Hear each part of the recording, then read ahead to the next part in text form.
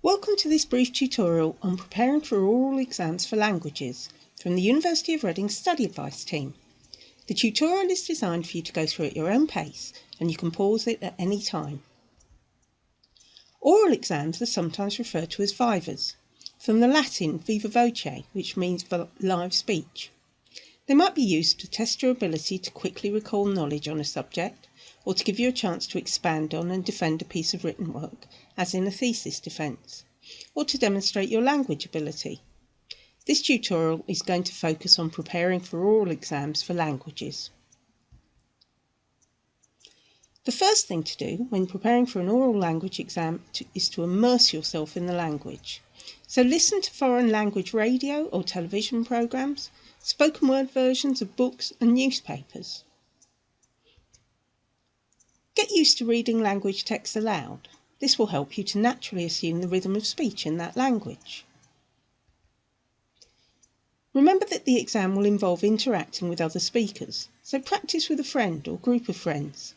Have a No English Allowed hour, with a set of forfeits to choose from every time one of you speaks in English. And don't get hung up on being perfect. After all, you probably don't always use perfect English grammar and syntax. Confidence and fluency are the most important things. Remember, it's all about being able to communicate.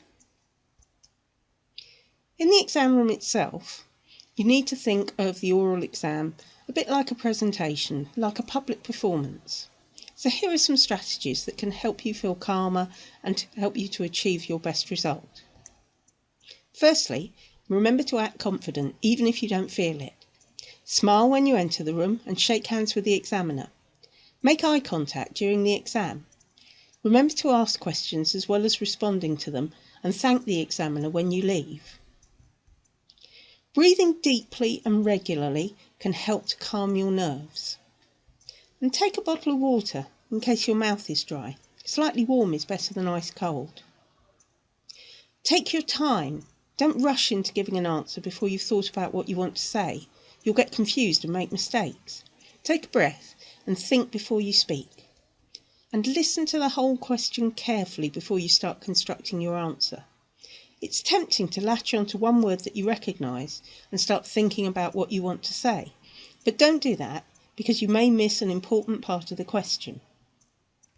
Finally, if you know how to say, "Could you repeat that please?" in the language you're being examined, then if you miss part of a question or you didn't understand it, you can ask for it to be repeated.